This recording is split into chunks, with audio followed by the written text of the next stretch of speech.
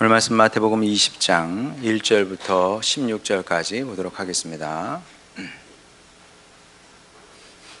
마태복음 20장 1절부터 16절까지입니다.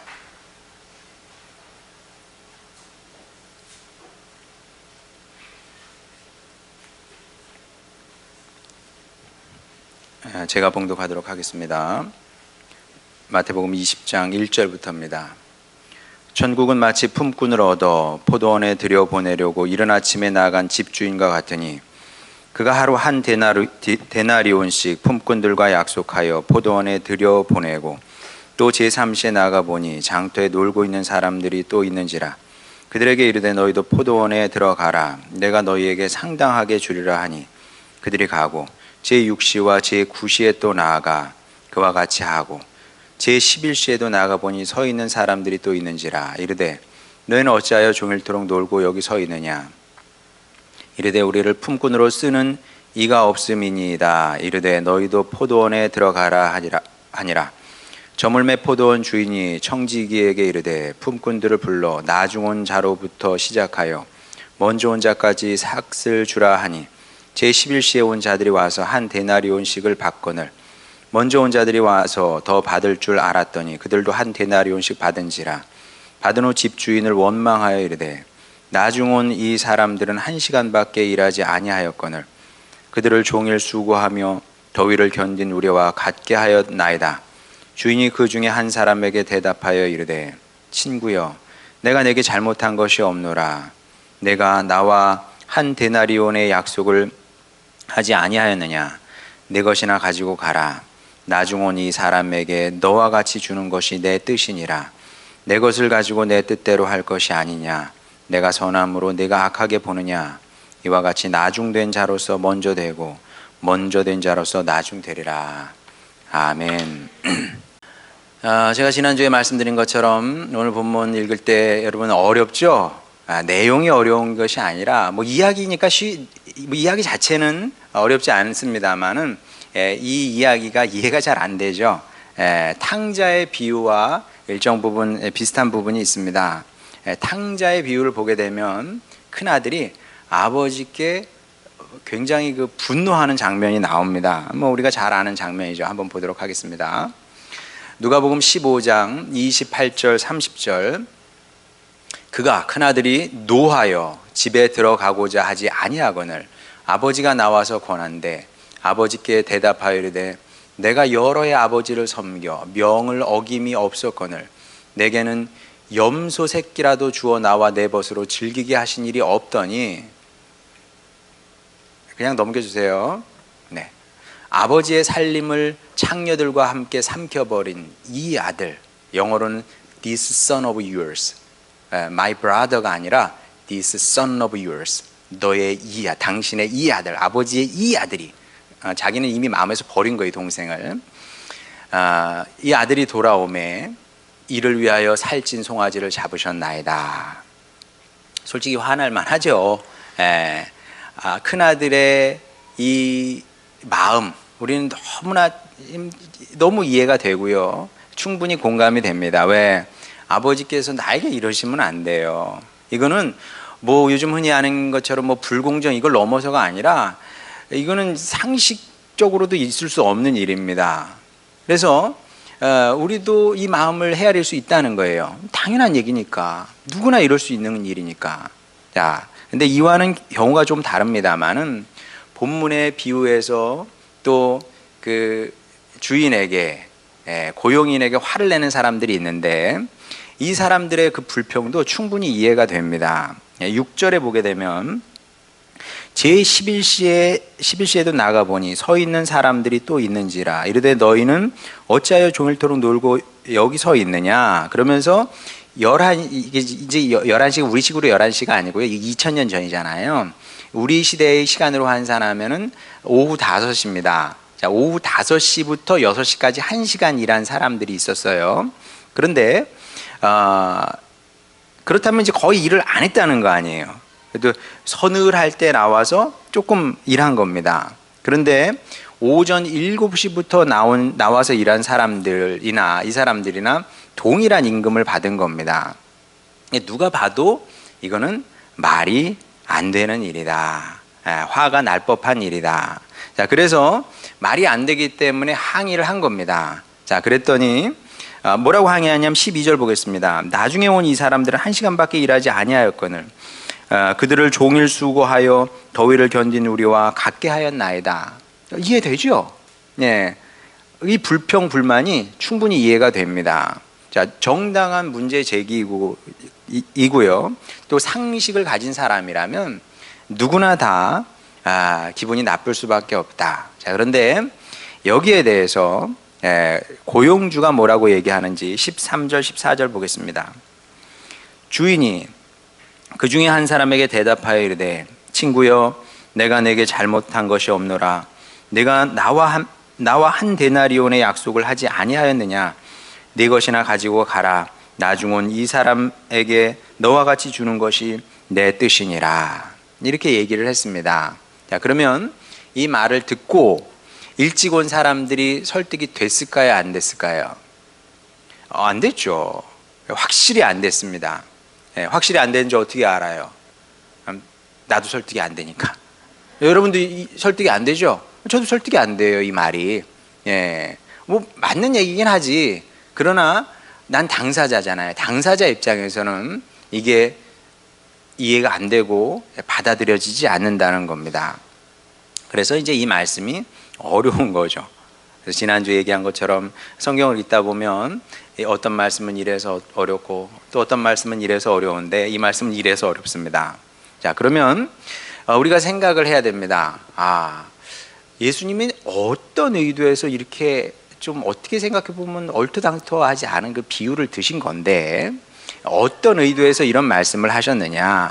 자, 예수님께서 의도하신 것을 얘기하기 전에 먼저 의도하지 않은 것 두 가지를 얘기할 필요가 있을 것 같습니다. 자, 예수님께서 의도하시지 않은 것. 그런데 우리가 예수님께서 의도하셨다고 오해할 수 있는 두 가지가 있습니다. 그 첫 번째는 우리가 행한 선한 사역의 양이나 크기를 주님께서 깡그리 무시한다는 것은 아닙니다. 이렇게 오해를 하면 안 돼요. 우리가 주님의 사역을 하잖아요. 그러면 그 양이 있고 크기가 있습니다. 그걸 주님께서 깡그리 무시하겠다 이런 뜻이냐? 그건 아니다. 자, 보겠습니다. 넘겨주세요. 로마서 2장 6절 7절. 하나님께서 각 사람에게 그 행한 대로 보응하시되 참고 선을 행하여 영광과 존귀와 썩지 아니함을 구하는 자에게는 영생으로 하시고 행한 대로 보응을 하신다잖아요. 그죠? 행한 것이 안 중요한 게 아닙니다, 여러분. 또 넘겨주세요. 고린도전서 3장 13절 15절. 각 사람의 공적, 각 사람이 행한 일을 말해요. 공적이 나타날 터인데 그날이 공적을 밝히리니 이는 불로 나타내고 그 불이 각 사람의 공적이 어떠한 것을 시험할 것임이라. 만일 누구든지 그 위에 세운 공적이 그대로 있으면 상을 받고 누구든지 그 공적이 불타면 해를 받으리니 그러나 자신은 구원을 받되 불 가운데서 받은 것 같으리라. 이제 왜 빨간 것을 칠해놨겠어요? 그러니까 구원 받는다고 해서 다 같은 급은 아닌 것 같다. 구원을 받았는데 불 가운데서 건진 것처럼 이게 새카맣게 타가지고 죽다 살아난 그런 식으로 구원받는 사람도 있다는 거거든요. 또 넘겨주세요. 누가복음 15장 31절. 이게 이제 탕자의 비유에서 분노하는 큰아들을 향해서 아버지가 이런 말씀을 하시죠. 아버지가 이르되 너는 항상 나와 함께 있으니 내 것이 다 내 것이로되. 우리가 빨간 색으로 칠한 이 말씀을 주의 깊게 볼 필요가 있습니다. 자, 이 말씀에는 아버지의 마음이 깊이 많이 이렇게 함축되어 있는데 왜 아버지께서 이 말씀을 하셨겠습니까? 아버지도 누가 효자인지 알아요. 아시죠? 탕자가 효자겠습니까? 탕자가 예쁘겠어요? 큰아들이 예쁘겠습니까? 이건 질문거리도 안 되죠. 수고하고 애쓴 거는 큰아들 아닙니까? 그래서 탕자에게는 이 말씀을 주시지 않았어요. 탕자에게 내 것이 다 내 것이다 이런 말씀을 하시지 않으셨습니다. 내 것이 다 내 것이다라고 이런 말씀, 약속의 말씀을 준 사람은 큰아들밖에 없다는 겁니다. 그리고 이것이 오늘 수고하고 애쓰는 모든 당신의 사역자를 향한 주님의 약속의 말씀이기도 한 거죠. 여러분, 어려서부터 주님을 따르고 주님의 사역을 해온 사람과 나중에 늙음하게 간신히 예수님 믿어서 구원받은 사람과 같을 수는 없습니다. 그거 어떻게 같을 수 있겠습니까? 그러니 여러분 안심하고 더 열심히 주님의 사역을 감당하시길 바랍니다. 갈라디아서 말씀처럼 여러분의 수고가 하나도 헛되지 않습니다. 정말 하나도 헛되지 않아요. 그게 무엇이 됐든 간에 주님의 말씀을 따라 뭔가 하잖아요. 그러면 그게 하나도 땅에 떨어지는 것이 아닙니다. 그러니까 행여나 이 말씀을 읽으면서 그럼 너무 일찍 주님의 일을 할 필요 없겠네. 나중에 죽기 전에 주님 믿음 배겠네. 이런 식으로 이 말씀을 받아들이는 것은 적절치 않다. 어리석은 그런 태도다. 이렇게 보면 됩니다. 자, 두 번째로 예수님께서 이 말씀, 이 비유의 말씀을 통해서 의도하지 않은 이제 또 다른 사실이 있습니다. 어떤 사람은 이 말씀을 기본소득, 요즘 기본소득에 대해서 많이 얘기하지 않습니까? 기본소득에 대한 말씀이다. 이런 식으로 이제 해석하는 사람도 있습니다. 그래서 모든 국민이 생계에 필요한 만큼 돈을 분배받는 것이 주님의 뜻이다. 이렇게 얘기를 해요.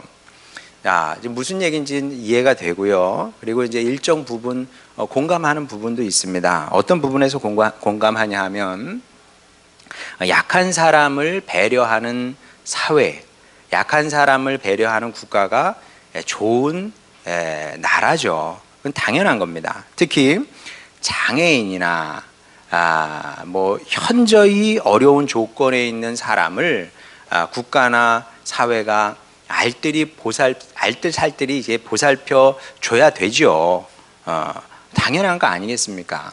그래서 구약 성경에도 보게 되면 하나님께서 반복적으로 하셨던 말씀 중에 하나가 뭐냐 하면 너희 사회에 고아, 과부, 외국인이 없을 수가 없는데 만에 하나 너희들이 어떤 행위나 어떤 말로 그 사람들 눈에서 눈물 나게 하면 내가 그건 가만두지 않겠다 그러셨거든요. 그러니까 주님께서 이렇게 세게 말하시는 경우가 그렇게 많지 않아요. 근데 유독 딱 집어서 고아, 과부, 외국인 무시하기 쉽거든요. 그리고 약자, 사회적 약자로 살 수밖에 없는 그런 조건의 사람들 아닙니까? 이런 사람들 눈에서 눈물 나게 하면 내가 가만두지 않는다. 어떤 식으로든 난 보응할 수밖에 없다. 이렇게까지 세게 얘기하십니다. 근데 이제 꼭 그런 사람들 뿐이겠습니까? 우리가 다른 사람 눈에서 눈물 나게 하면 안 되죠. 어떻게 하면 이제 말도 잘해야 되고요, 행동도 잘해야 됩니다. 내가 저희 아들에게도 얼마나 많이 가르치는지 몰라요. 우리 아들 말이 빠르거든요. 하여간 아침에 일어나서 잠이 깼다는 증거는 말을 하기 시작한다는 겁니다. 그러면 계속 말을 해요. 그러면 쓸데없는 말이 얼마나 많이 나오는지 몰라요. 가르쳐야죠. 하나 말을 그렇게 막 하는 게 아니고 할 때 항상 생각을 해야 된다. 생각을 해서 내가 이 말을 했을 때 저 사람 상대 기분이 어떨지 그렇게 하는 거야. 아무 말이나 막 하면 안 되죠. 다른 사람을 기분 나쁘게 하고 다른 사람을 슬프게 해서 나에게 좋을 게 뭐가 있겠습니까? 근데 특별히 하나님은 이런 고아, 과부, 외국인 이런 사람들 앞에서 조심해라 이렇게 이제 말씀을 하셨죠. 자, 그렇긴 한데 그렇다고 해서 이제 성경이 기본소득을 해야 된다, 그 제도화해야 된다 이렇게 주장하는 건 아닙니다. 여기에 대해서는 얘기할 게 많이 있습니다만은 그냥 우리가 지금 경제 얘기하는 게 아니니까 한 가지만 얘기하고 넘어가겠습니다. 한번 넘겨주세요. 신명기 15장 11절. 땅에는 언제든지 가난한 자가 그치지 아니하겠으므로 땅에는 가난한 사람들이 늘 있는 거예요. 그러니까 슬픈 일이지만 하나님도 인정하신 일이에요. 하나님께서 이스라엘을 세우셨잖아요. 하나님께서 다스리는 나라임에도 불구하고 거기도 가난한 사람은 없을 수 없어요. 그럼 어떻게 해야 돼요? 내가 내게 명령하여 이르노니, 내가 너에게 명령한다. 세게 말씀하시는 거죠. 너는 반드시, 명령했으니까 반드시입니다. 내 땅 안에 있는 내 형제 중 곤란한 자와 궁핍한 자에게 내 손을 펼치니라. 무슨 뜻이에요? 내 손을 펴서 뭐 어떻게 하라는 얘기예요? 예, 두 가지 의미예요. 펴서 너한테 있는 걸 나눠주고 펴서 받아주라는 거죠. 예. 참 주님의 말씀 멋지지 않아요? 주고 받고 품고 이렇게 하라는 거죠. 그래서 이제 대천덕 신부님 같은 경우는 이 말씀에 근거해서 자비의 복지를 얘기를 하는 겁니다. 저는 이건 정말 좋은 이런 생각이라고 생각을 해요. 국가는 국가대로 복지를 해야죠. 하지 말자는 게 아니에요. 국가는 국가대로 복지를 해야 됩니다만은, 그러나 성경은 이게 국가에게 준 말씀이 아니잖아요. 당신의 백성에게 주신 말씀이거든요. 하나님의 사람들은 이 말씀을 받고 자비의 복지를 실현하며 사는 겁니다. 그게 뭐겠어요? 나보다 어려운 사람들을 보면서 자비의 마음으로, 긍휼의 마음이죠. 긍휼의 마음으로 내 가진 것을 조금 나눠서 이웃에게 주는 겁니다. 뭐 여러 가지 방법이 있을 것 같아요. 뭐 그런 건 여러분 알아서 하는데, 예를 들어서 내가 은행에 통장에 돈이 있어, 목돈이 있어 좀 넣어놨다. 그러면 뭐 이자 같은 경우는 은행에서도 이자 좋으니 요즘 이자금이 올라서 좀 부담되실래나? 어쨌든 이자 같은 경우는 뭐 내 돈이 아니니까, 물론 뭐 또 생각하면 인플레 있잖아요. 그 저기 계속 그 식품 가격도 오르는데 그것도 생각해야죠. 뭐 그럼 할 말은 없는데, 어쨌든 뭐 그런 걸 이렇게 나눠서 준다든지, 뭐 방법은 뭐 여러분 마음대로 그런 것들 주님께서 법제화하시진 않았거든요. 이제 성경을 보게 되면 법은 최소한인 겁니다. 최소한의 법을 주시고, 그리고 그 안에서 우리가 자유롭게 뭐든지 하는 거예요. 내 손을 펴라. 얼만큼 펼지는 뭐 제 마음이고 여러분 마음인 거죠. 얼만큼? 내 자비의 크기만큼, 내 사랑의 크기만큼, 내 긍휼의 크기만큼 자유롭게 그렇게 하는 겁니다. 자, 그러면 이러면 하나님께서 기뻐하시는 사랑의 사회가 따뜻한 사회가 된다는 거죠. 하나님께서 원하시는 사회는 이런 사회인 겁니다. 반면에 기본소득을 이제 법으로 제정을 해서 실행하게 되면 이제 다양한 문제가 생기는데, 일단 그냥 딱 머리에 들어오는 가장 큰 문제는 뭘 것 같습니까? 일을 안 하려고 하겠죠. 일하지 않아도 나라에서 정부에서 딱딱 그냥 생활할 만큼 돈을 주는데 왜 일을 하겠어요? 나라도 일을 안 하겠네. 여러분도 동기가 생기지 않는 겁니다. 그리고 실제로 이제 그런 일들이 비일비재하게 일어나고 있고요. 우리나라 말고 이제 다른 나라에서. 근데 그렇게 받으면서 살면서도 놀라운 것은 무엇이냐면 감사하지 않는다는 거죠. 감사하지 않아요. 감사하지 않고 어떻게 합니까? 더 달라고 요구를 하죠. 이거 가지고는 안 된다, 더 달라고 그러는 겁니다. 그래서 실제로 우리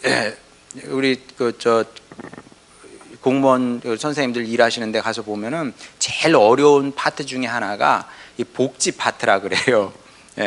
위험하고 막 칼 들고 와서 더 안 준다고 그러고, 왜 안 주냐고 그러고, 어렵다 그럽니다. 사실 뭐 국가에 맡긴 건 없는데 그렇게 이제 달라고 그러는 거죠. 감사하지 않고. 그리고 이것은 성경 정신에도 부합하지 않는다. 넘겨주세요. 데살로니가 후서 3장 10절 보면, 우리가 너희와 함께 있을 때에도 너희에게 명하기를 누구든지 일하기 싫어하거든 먹지도 말게 하라 하였더니, 일하기 싫으면 먹지도 말아야죠. 자, 그래서 이제 이런 얘기도 아니다. 자, 그러면 예수님은 이 비유를 통해서 어떤 말씀을 하고 싶은 것이냐? 자, 여러 가지가 있겠지만 그 중에서 중요한 것은 무엇이냐면, 감사를 할 줄 모르는 사람의 성향을 이렇게 보여주고 있는 겁니다. 본문은 이제 품꾼 비유다 이렇게 얘기를 하는데, 자, 예수님 시대의 품꾼은 이제 어떤 사람들이었냐면 매일 고용돼야 먹고 사는 사람들이었습니다. 매일 고용이 돼서 일을 해서 일당을 받아야 그 돈을 가지고 한 데나리온 가지고 가서 자기 가족을 위해서 양식을 살 수 있는 그런 사람들이었습니다. 자, 그래서 품꾼이 아무 문제 없이 먹고 산다. 예수님 시대에 품꾼이 문제 없이 산다는 것은 전적으로 자기를 고용해주는 고용인의 은혜 덕분인 거죠. 고용인이 은혜로 불러주는 겁니다. 자네 와서 오늘 우리 포도밭에서 일을 하게. 자네 우리 올리브 오늘 수확을 할 테니까 좀 일 좀 하게. 이렇게 불러줘야 이제 먹고 살 수 있게 되는 겁니다. 자, 그러면 결국 이제 주인공은 고용인과 품꾼인데, 그럼 이제 우리 생각을 할 수 있죠. 그럼 예수님께서 여기서 고용인과 품꾼을 얘기하는데 이 사람들이 도대체 누구냐, 누구를 의미하냐? 이건 너무나 분명합니다. 고용인은 하나님을 의미하고 품꾼은 우리를 의미하겠죠. 그러니까 하나님께서 우리를 은혜로 불러주신 겁니다. 저를 은혜로 불러주셨고 여러분을 이제 은혜로 불러주신 거죠. 그래서 고용인이 품꾼에게 일당을 줌으로 말미암아 양식을 구할 수 있게 되는 것처럼 하나님도 우리에게 은혜를 베풀어 주셔서 눈에 보이지 않는 양식도 주시고 또 눈에 보이는 양식도 주신 겁니다. 그래서 이제 우리가 지금까지 살아왔고 앞으로도 살게 될 겁니다. 그리고 이 관점에서 보게 되면 우리 모두가 누리는 이 모든 것들은 사실 다 은혜인 거죠. 여러분도 한번 생각해 보세요. 자, 이 생물학에서 끝까지 증명할 수 없는 것이 무엇이냐 하면 생명의 기원입니다. 이 생명의 기원을 증명을 해내면 다윈주의가 훨씬 더 이 설득력을 얻게 될 것이고, 다윈의 이론이 아직은 흔히 얘기하는 theory거든요. theory. 이거는 theory라는 것은 무엇이냐면 언제든지 뒤바뀔 수 있는 게 이론이에요. 만약에 생명의 기원을 생물학자들이 과학자들이 밝혀낸다면 이 진화론은 theory를 벗게 될 겁니다. 그건 이제 정론이 되겠죠. 그냥 진리가 될 수도 있어요. 그러나 이 생명의 기원을 밝혀낸 사람은 아무도 없었고 앞으로도 없을 겁니다. 왜냐하면 이 생명이라는 것은 여러분이 생각하는 것보다 굉장히 어려운 문제거든요. 여러분 한번 인터넷 서점 가서 찾아보세요. 생명이란 무엇인가. 그래서 거기서 어떻게 책을 소개하고 있는지 한번 보세요. 생명에 대한 문제가 너무 어려운 거예요. 뭔지 몰라. 생명이 도대체 뭐예요? 내가 숨을 쉬는 게 생명입니까? 아니면 여기 팔딱팔딱 이 펄스가 뛰어요. 그러면 이게 생명입니까? 어려운 문제거든요, 이게. 근데 우리가 생명을 가지고 있어요. 여러분이 잘해서 생명을 가지고 있습니까? 여러분이 잘해서 생명이 있는 건 아니거든요. 우리가 건강을 가지고 있고 또 공부도 하고 또 일도 하고 이렇게 삽니다. 이게 우리가 잘나서 우리의 힘으로 얻은 건 사실 아무것도 없거든요. 그래서 가장 소중한 것은 결국 생각해 보면 다 주어진 겁니다. 사고 팔 수 없는 공기 같은 거, 이런 것들이 다 주어진 거거든요. 그래서 우리가 누리는 중요한 모든 것들은 다 주님께서 은혜로 주신 것이라는 거죠. 그래서 이 사실을 아는 사람은, 성도는 감사하고 또 감사할 수밖에 없고요. 그리고 이것이 성도의 도리다, 이렇게 이제 성경이 얘기를 하는 겁니다. 자, 감사는 그래서 성도의 도리다. 자, 그럼 이제 여러분 한번 생각해 보세요. 여러분은 어떠신지. 여러분은 감사하며 사십니까? 좀 뜨끔하실 수도 있어요. 자, 그러면 감사하는 게 원래 성도의 도리인데 감사를 못해. 왜 도대체 감사를 못하느냐? 왜 감사가 안 될까요, 여러분? 제 얘기를 들어보면 그래, 감사할 만하네 하다가도 또 교회 밖으로 나가서 생활 현장에 가면은 감사가 안 되거든요. 왜 감사가 안 되냐 하면 이제 오늘 본문에 그 이유가 나옵니다. 9절 10절 보게 되면 제11시에 온 자들이 와서 한 데나리온씩을 받거늘 먼저 온 자들이 와서 더 받을 줄 알았더니 그들도 한 데나리온씩 받은지라. 그래서 이제 성질이 나는 거거든요. 감사가 안 돼요. 예. 원래는 평소 같았으면 감사합니다 어르신 하고 이제 받고 갔을 텐데 감사가 안 돼. 왜 감사가 안 됐냐 하면 자, 이것이 이제 원죄 중에 하나입니다. 원죄, 원죄, 인간의 타고난 죄인 거죠. 그러니까 이제 원죄라는 것은 선악과잖아요. 선악과를 따먹으로 말미암아 선과 악을 분별하게 됐다는 건데, 이 선과 악을 분별한다는 것은 무엇이냐면 여러 가지 의미가 있습니다만은 이제 비교하기 시작을 했다는 것도 동전의 양면처럼 이게 같이 가는 거예요. 선악을 분별을 했고 또 비교할 수 있는 능력을 얻게 되고, 이게 인간의 원죄 중에 하나는 무엇이냐면 비교하는 습성입니다. 비교를 해요. 한 데나리온 받고 됐잖아요. 네, 뭐가 문제야? 네, 은혜로 난 이제 살게 되는데 가면 되는데 다른 사람께 이제 눈에 들어오는 거죠. 어허라, 비교가 되는 비교가 되는 거거든요. 그래서 이 비교하는 이 마음은 굉장히 무서운 겁니다, 여러분. 비교하는 건 진짜 무서운 마음이에요. 사람의 인생을 망친다니까요. 예, 뭐 감사하게 못하는 정도가 아니라 인생을 망치는 거예요.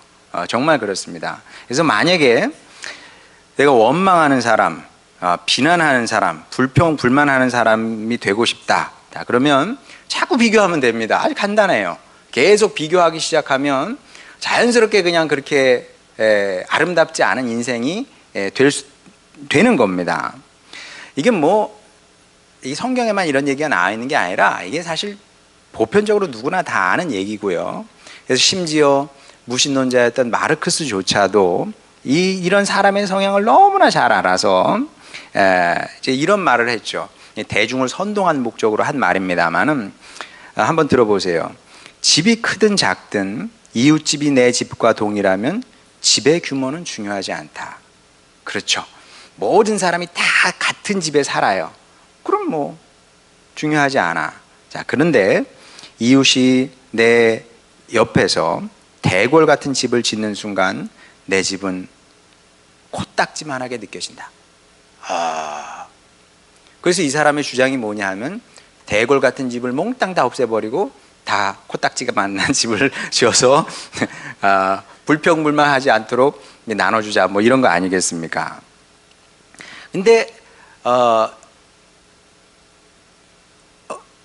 인간의 어떤 성향은 마르크스가 제대로 짚은 거예요. 아예 뭐 똑똑한 사람이니까, 워낙 천재적인 사람이니까 어떤 부분은 분명히 제대로 짚은 겁니다. 그래서 사람들이 비교하면서 분노하고 슬퍼하고 절망하고 좌절하고 막 이렇게 된다는 거죠. 이게 이제 인간 보편적인 문제이기 때문에 모르긴 해도 여러분 또한 비교하면서 심적으로 힘들고 괴로웠던 그런 경험이 있을 것이고 그런 시간이 분명히 있을 겁니다. 저 사람은 저렇게 잘 되는데 나는 왜 이렇게 지지부진할까? 뭐 되는 일이 없을까? 부터 시작해서 저 사람은 저 좋은 것들을 많이 누리고 사는데 나는 왜 쥐뿔도 없는 것일까? 나는 그래도 한다고 주님의 일을 열심히 했는데 내가 받은 것은 저 사람에 비하면 정말 형편없네. 그만둬야겠네. 뭐 이런 식의 사고 모르긴 해도 여러분 뭐 많이 들었을 거예요. 많이 올라왔을 거예요, 솔직히. 그러면서 이제 보통 사람들이 시험에 드는 거거든요. 그리고 이제 나로서는 너무나 이게 정당한 문제 제기인 거예요. 큰아들이 그랬던 것처럼 본문에 나오는 일 오래 한 사람들이 했던 것처럼 그러잖아요. 내가 이 강렬하게 내리쬐는 그 햇볕을 참으면서 하루 종일 일했는데 저 사람들은 시원한 때 5시에 해 다 다 넘어갔을 때 와서 조금 장난처럼 일하고 같은 돈을 받는 게 말이 되냐. 이런 식으로 이제 문제 제기를 하는 거죠. 나로서는 너무나 정당해, 이게. 화가 날 만한 일일 뿐만 아니라 화를 내야 이게 정상인 거예요. 자, 그런데 이런 우리를 향해서 예수님께서 뭐라고 말씀하시는지 15절을 보도록 하겠습니다. 내 것을 가지고 내 뜻대로 할 것이 아니냐, 내가 선함으로 내가 악하게 보느냐. 자, 여기서 이제 두 가지 사실이 극명하게 대비가 되고 있는데, 하나는 주님의 선함이고요, 다른 하나는 주님의 선하심을 악하게 보는 사람들의 눈입니다. 이 두 가지죠. 주님의 선하심과 그리고 악한 눈인 겁니다. 이게 두 개가 딱 지금 대비되고 있는 겁니다. 대비시켜서 지금 예수님께서 보여주고 계시는 거예요. 주님은 선하신데 악한 눈으로 보는 사람들이 있는 거죠.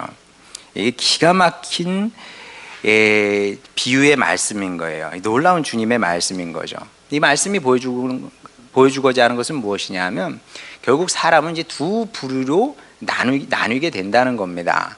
그러니까 이게 교회 밖에 있는 사람들 얘기가 아니라 교회 안에 있는 사람들 얘기하는 거예요. 성경 말씀은 뭐 불신자들에게 주시는 말씀이 거의 없습니다.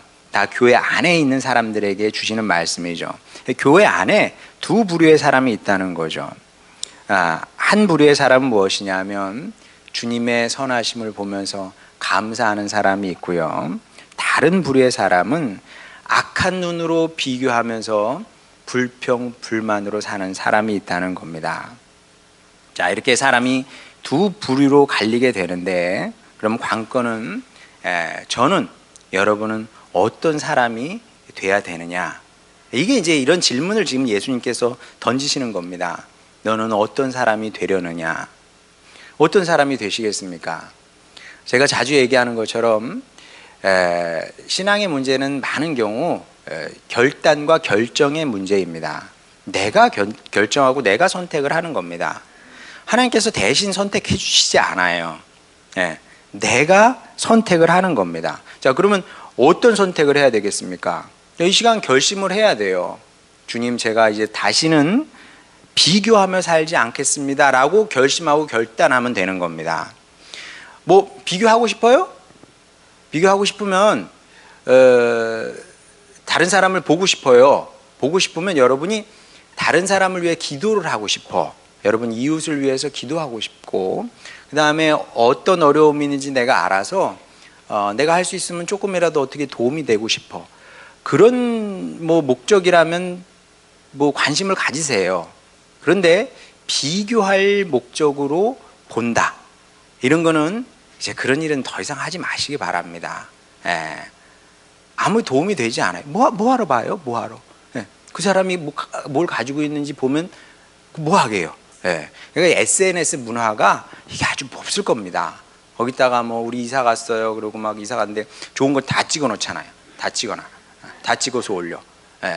그 다음에 뭐 이번에 뭐 새로 장만했어요, 찍어서 다 올려. 심지어 뭐 사용 설명서까지. 막 왜 그걸 올리는지 저는 모르겠어요. 더 재미있는 건 뭐냐면 그걸 찾아다니면서 본다는 거죠. 그러면서 화를 내. 얼마나 이상해요. 얼마나. 아니, 다른 사람이 가진 게 그게 나하고 무슨 관계가 있어요? 아무 관계 없거든. 의미가 없는 일에 사람들이 인생의 시간을 쓰고, 그 귀한 시간을 쓰고, 그런 거 찾아다니면서 보면서 화내고 막 이렇게 된다는 거죠. 자, 그럴 것이 아니라 이제 눈을 다른 사람에게서 돌려서, 다시 말씀드리지만 기도하려면 보세요. 중보기도 해주려면 보시되, 그런 게 아니면 다른 사람에게서 눈을 돌리세요. 돌리셔서 뭘 봐야 되냐 하면 여러분을 향한 하나님의 선하심을 보시길 바랍니다. 눈을 들어서 하나님을 보세요. 그럼 하나님께서 여러분을 어떻게 보시겠습니까?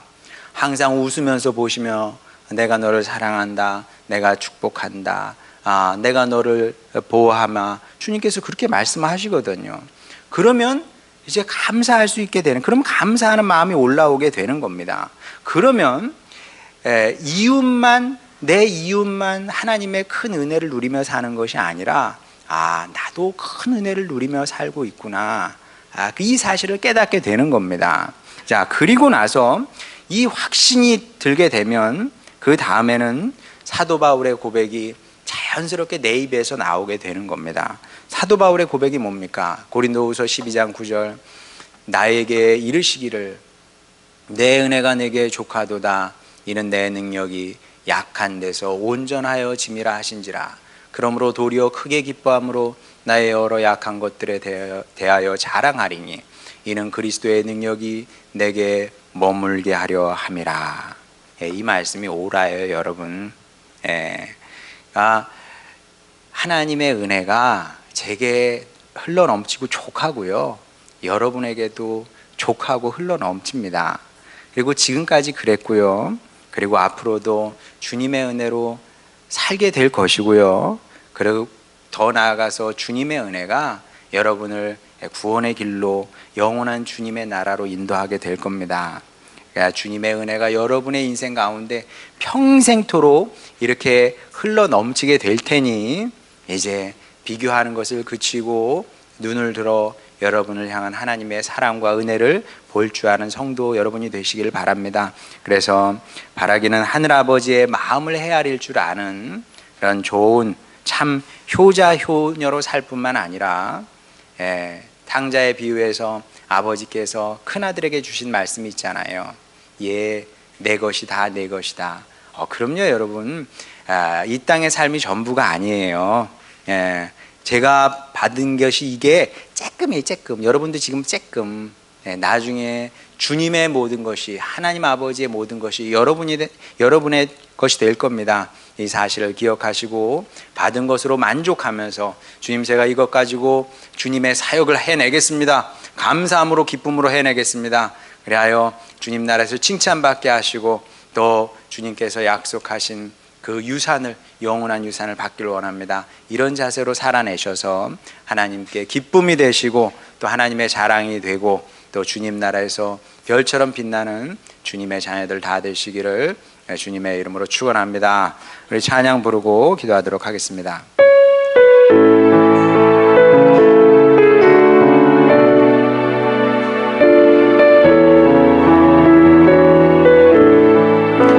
날 구원하신 주 감사, 모든 것 주심 감사, 지난 추억이 내 감사, 주 내 곁에 계시네. 양기로운 봄철의 감사, 나의 날 감사, 사라진 눈물도 감사, 나의 영혼 평안에 응답하신 기도 감사, 거절하신 것 감사, 헤쳐나온 분량 감사, 모든 것 채우시네. 아픔과 기쁨도 감사, 젊은 주미도 감사, 수명 못할 은혜 감사, 크신 사랑 감사해. 길가에 장미꽃 감사, 장미하시도 감사, 따스한 따스한 가정 이밤 주신 것 감사, 기쁨과 슬픔도 감사, 아들 평안을 감사, 내일의 희망을 감사, 영원토록 감사해. 이 시간 우리 기도할 때 신앙생활에 어쩌면 절반 정도는 결단인지 모르겠습니다. 물론 또 실패하죠. 또 결단하고 또 결심하고 그렇게 하는 겁니다. 이 시간 못된 습성을 주님 회개하고 제가 다시 그쪽으로 가지 않겠습니다. 살아보니 비교해서 좋을 게 아무것도 없었습니다. 해결되는 건 아무것도 없고 우라만 치밀고 기분만 나쁘고 감사할 수 없는 그런 사람이 되는 것을 보게 됩니다. 이제 비교하지 않겠습니다. 돌아보면 하늘을 우러러보면 주님의 얼굴이 보이고 주님께서 내 은혜가 내게 족하다 말씀을 하십니다. 주님, 제가 이 사실을 새기고 주님 앞으로 주님의 은혜로 살겠습니다. 또 여기서 만족하지 않고 주님, 더 나은 주님의 사람이 됨으로 말미암아 제가 쓰임받는 일꾼이 되겠습니다. 가진 건 많지 않지만 이것 가지고 주님 기뻐하시는 주님의 효자 효녀가 살겠사오니 아버지, 제 삶을 축복하여 주셔서 주여 이 땅에서 무명할지라도 주님 나라에서는 유명한 빛처럼 빛나는 주여 주님의 아들딸이 되겠습니다. 이런 소망의 마음을 갖고 우리 간절히 기도로 주님께 나가도록 하겠습니다. 기도하시겠습니다. 우리를 사랑하시는 아버지 하나님, 주님 백성들 아버지 불러주시니 감사드립니다. 아버지 하나님, 객관적으로는 우리에게 많은 것이 없을 수 있습니다. 아버지 하나님, 그러나 우리가 주님 안에서 보게 되면 없는 것이 사실상 없습니다. 또 필요한 것을 주님께서 주시지 않겠습니까? 아버지 하나님, 이 단순한 사실 아버지 믿게 하여 주시옵소서. 믿음으로 살게 하여 주시옵소서. 아버지 하나님, 그리하여 이제 더 이상 비교하지 않게 하여 주시고 아버지 주님 주신 것으로 감사하게 하여 주시옵시고 아버지 하나님, 또 필요한 것 주님께서 주신다는 믿음으로 우리가 살아가게 하여 주시옵소서. 아버지 하나님, 그리함으로 말미암아 우리 안에 있는 열등감이 사라지게 하여 주시옵소서. 아버지, 우리가 열등감을 갖고 살아야 될 이유가 하등없습니다. 주님께서 우리를 자녀 삼아 주셨고 하늘나라의 상속자 삼아 주셨습니다. 아버지, 이것 하나만으로도 우리는 고개 들고 살 수 있습니다. 소망 가운데 살 수 있습니다. 아버지 하나님, 이러한 주님의 백성들 다 되게 하여 주시옵소서. 아버지 하나님, 감사의 마음을 배우게 하여 주시사 그리하여 아버지 우리만 위해서 사는 것이 아니라 주님 기뻐하시는 일을 위해 살게 하여 주시고 아버지 하나님, 주변 사람들을 살리며 구원하며 살아가는 주님의 백성들 되길 원합니다. 아버지 하나님, 그렇게 주님의 마음을 헤아리는 아버지 효자 효녀가 되게 하여 주시옵소서. 하나님 마음에 기쁨을 드리는 아버지 주님의 백성이 됨으로 말미암아 또한 주님께서 우리에게 100배로 갚으시는 은혜를 누리게 되길 원하오니 하나님께서 우리 가운데 함께 하심으로 가장 좋은 것으로 갚으시는 것 우리로 보며 살게 하여 주시옵소서. 우리를 사랑하시는 아버지 하나님, 말씀 주시니 감사합니다. 이 말씀 따라 우리 감사의 백성이 되길 원합니다. 그리하여 주님께 기쁨이 되고 또 나중된 자가 아니라 나중되었더라도 먼저 된 자가 되는 그런 영광을, 은혜를 누리며 살아가는 우리 모두가 되게 하여 주시옵소서. 감사드리며 사랑 많으신 우리 구주 예수님의 이름으로 기도드렸습니다. 아멘. 찬송.